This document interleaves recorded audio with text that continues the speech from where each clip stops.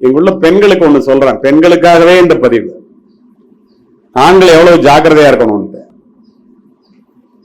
அருமை மாணவர்களே, மாணவிகளே, your merits are judged only by the results you have produced, not by the efforts you have taken.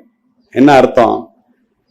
எளிமையா புரியுற மாதிரி சொல்லணும்னா, ஓடுகின்ற குதிரையிலே ஜெயிக்கின்ற குதிரையை பற்றி மட்டுமே இந்த உலகம் பேசும். நீ வெற்றி பெற்றால் உன்னை கொண்டாடும், நீ தோல்வி அடைந்தால் உன்னை திண்டாட விட்டுவிடும். நீ நிரூபித்தால் அங்கீகரிக்கப்படுவாய், நீ நிரூபிக்காவிட்டால் நிராகரிக்கப்படுவாய். தோற்று போனவர்களை கொண்டாடுவதற்கு இந்த உலகத்திற்கு நேரம் இல்லை. Survival of the fittest. அதுக்கு என்ன செய்யணும்? ஜெயிக்கும் வரை அமைதியாக இரு, ஜெயித்த பிறகு அடக்கமாக இரு. சில்லறை வெற்றிக்கே சிலிர்த்து போகாதே. மகத்தான வெற்றியிலும் மயங்காதிருப்பவனாக இருக்க கற்றுக்கொள். ஏன் தெரியுமா? To reach a particular place is difficult, to maintain the same is very very difficult. ஒரு பெரிய உயர்ந்த இடத்தை அடைவது சிரமம், அடைந்த இடத்தை தக்க வைத்துக் கொள்வது அதைவிட சிரமம். இன்னும் புரியுற மாதிரி சொல்லணும்னா, ஜெயிக்கும் வரை குதிரை வேகத்தில் ஓடு, ஜெயித்த பிறகு குதிரையை விட வேகமாக ஓடு. அப்போதுதான் உன்னுடைய இடத்தை தக்க வைத்துக் கொள்ள முடியும். 10வதுல நிறைய மார்க் வாங்கிட்டோம், நம்ம சாதாரணமா நம்ம தான் உலகத்திலே புத்திசாலி, அதனால பிளஸ் 2லயே நம்மளே வாங்கிக்கலாம் நினைச்சா அவுட். இதை ஏன் சொன்ன தெரியுமா? அகில இந்திய அளவிலே நடந்த துப்பாக்கி சுடும் போட்டியிலே 3 முறை தங்கப்பதக்கம் பெற்றவன் நான். இதை எதுக்கு சொல்றேன்னு கேட்டுக்கங்க, நல்லா கேட்டுங்க, எனக்காக இல்ல உங்களுக்காக. 4வது முறையாக நான் தங்கப்பதக்கம் பெறுவேன் என்று நினைத்து இந்த தமிழக காவல்துறை என்னை தேர்வு செய்து காஷ்மீர்ல ஜம்முல நடக்கிற போட்டிக்கு அனுப்பிச்சாங்க. இத ஒரு பிஹைண்ட் வுட்ஸ் இன்டர்வியூல துபாயில பேசிட்டு வந்து ஏர்போர்ட்ல இறங்கணும்னா சோஃபால உட்கார்ந்து இருந்தா ஒரு பையன் வந்து கேட்டான். அவருடைய பண்ண ஒரு பையன், இன்னைக்கு பெரிய தமிழா நிகழ்ச்சியை நடத்திட்டு இருக்கிற பையன், 5 நிமிஷம் ஆன்சர் சொல்லிட்டு போயிட்டான். ஒரே நாள்ல 1 மில்லியன் பார்த்துட்டாங்க. நீங்களும் பார்த்திருக்கலாம். ஆனால் இது பெண்களுக்கான பதிவு. ஜெயிக்கிற வரைக்கும் குதிரை வேகத்துல ஓடு, ஜெயிச்சதுக்கு அப்புறம் குதிரையை விட வேகமா ஓடணும்னு கை தட்டினீங்கல்ல, அது என்னுடைய வாழ்க்கையில எனக்கு சொல்லித்தரத்துக்கு ஆள் இல்லாம இருக்கிறதுனாலதான் உங்களுக்கு சொல்லித்தரேன். நான் 3 தடவை தங்கப்பதக்கம் ஜெயிக்கும் போதும் உங்களுக்கு புரியுற மாதிரி சொல்லணும்னா 100 கஜ தூரத்துல டார்கெட் இருக்கும்.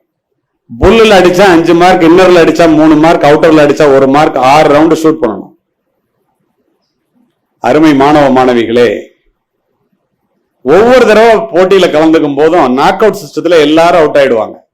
அச்சுதன் நாயர் அப்படின்னு ஒருத்தர், ஒரு ஐபிஎஸ் ஆபீசர், என்னை விட வயதுல மூத்தவர், கேரளால இருந்து வருவார். 1/2 மார்க் 1 மார்க்ல நான் அவரை ஜெயிச்சிருவேன். இவ்வளவுக்கும் அவர் சில்வர் மெடல் வாங்குவார்.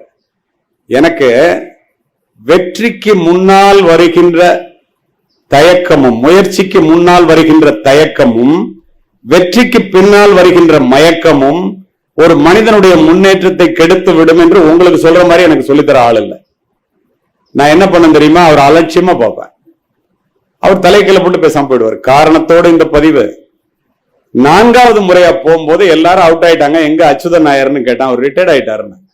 எனக்கு ஒரே மகிழ்ச்சி, நமக்கு போட்டியே இல்லை, நம்ம தாண்டா. நம்ம ஒரு 6 அடி உயரத்துல ஒரு பொண்ணு வந்து நின்றுச்சு.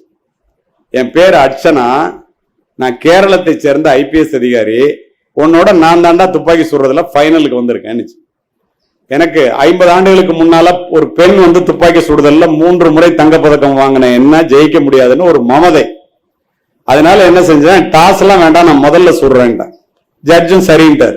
எல்லாம் ஒவ்வொரு மாநிலத்திலிருந்தும் வந்த பெரிய அதிகாரி எல்லாரும் துப்பாக்கி சுடும் போட்டியில யாரெல்லாம் ஒவ்வொரு மாநிலத்திலும் நல்லா சுடுறாங்களோ 2 பேரை செலக்ட் பண்ணி 30 மாநிலம்னு வச்சுங்களேன், 60 பேர் இருப்போம்.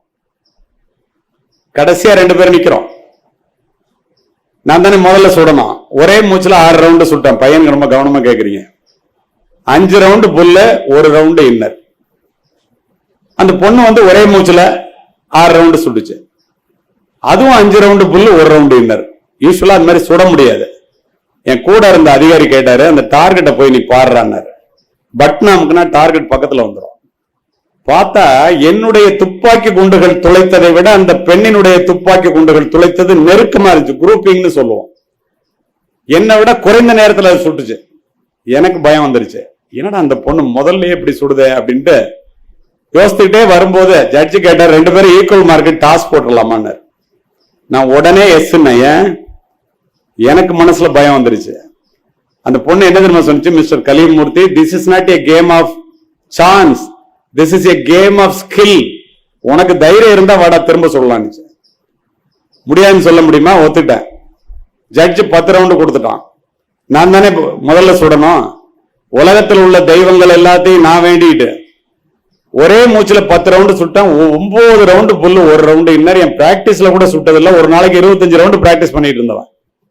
அந்த பொண்ணு அங்கேருந்து வந்துச்சு, லோட் பண்ணிச்சு, ஒரே மூச்சுல 10 ரவுண்டு சுட்டுச்சு. 10க்கு 10 புல். நான் தோற்று போய்விட்டேன். இதோட முடிஞ்சா அவங்ககிட்ட சொல்லியிருக்க மாட்டேன். துப்பாக்கி தூக்கி கீழே போட்டேன். அந்த பொண்ணு தொடச்சி எடுத்து கொடுத்துட்டு வந்து எனக்கு ஒரு சல்யூட் அடிச்சிச்சு. நான் சொன்னேன்,